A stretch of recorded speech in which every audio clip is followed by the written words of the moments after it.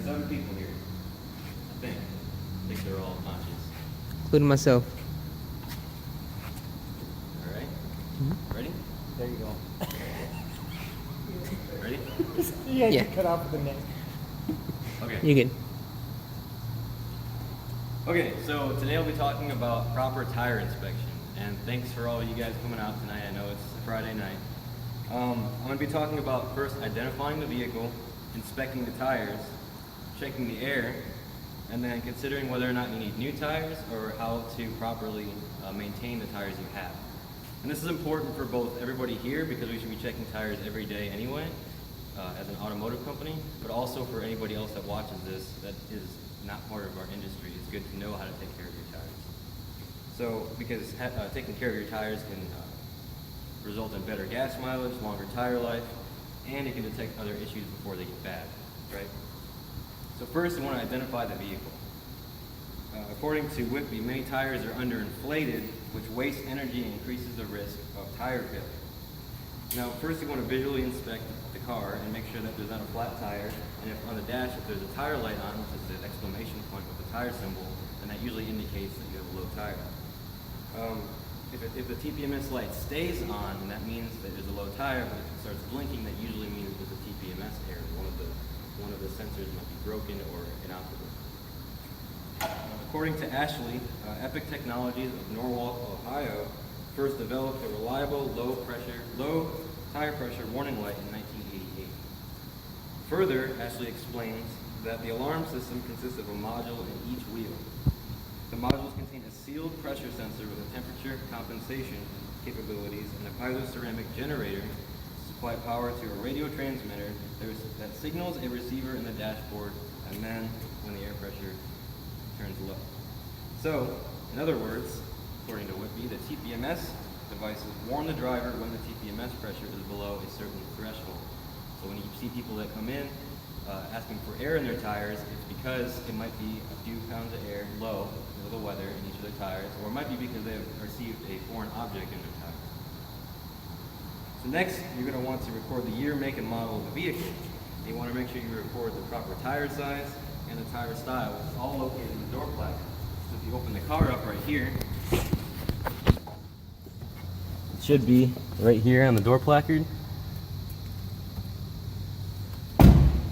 So, you want to make sure you write down the proper tire size and tire style on the door placard. You want to make sure you write down the VIN, or the vehicle identification number. And you want to make sure that you estimate write down the mileage and the air pressure settings. The mileage can tell you roughly how long the tires might have been used, so that the customer knows that if they've ridden X amount of miles on it, they might want to consider maintaining their tires or buying new ones. Next, you want to inspect the tires. According to Whitby, Michelin has found that 20% of the energy in gasoline goes into overcoming rolling resistance. So this plays a big factor in fuel mileage. You want to record the tire size on the sidewall. I brought one here to show you. It has the tire size, which is 255/40 ZR17, and the speed rating, which is 94W. Also on the sidewall is the DOT date.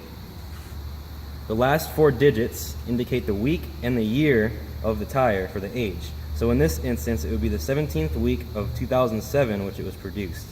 And that's good to know because then you know how old the tire is, and you know if you need to replace it soon.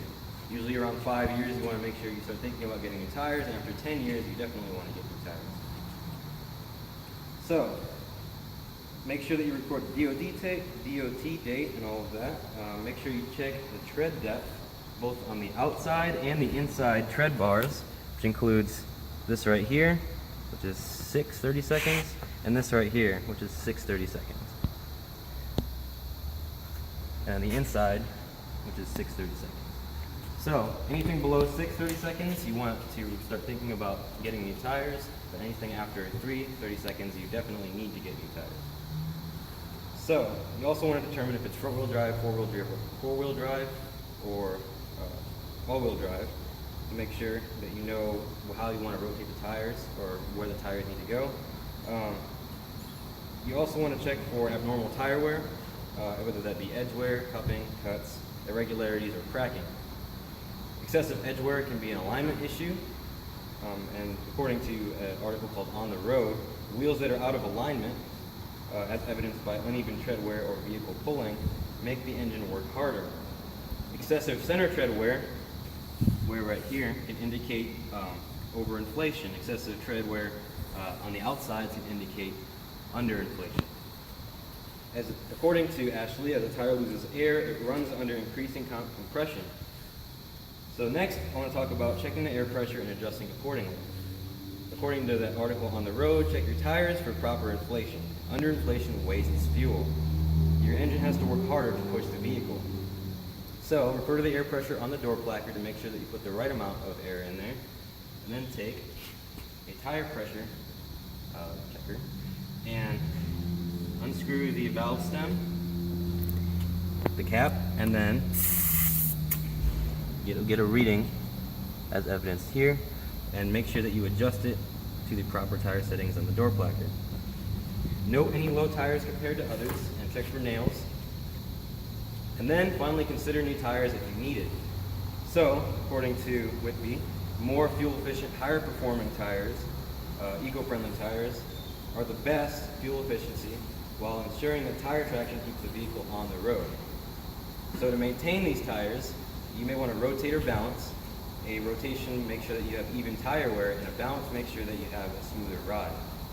Finally, also make sure that if you do have a foreign object lodged in your tire, that you take it to get it fixed and patched from the inside correctly.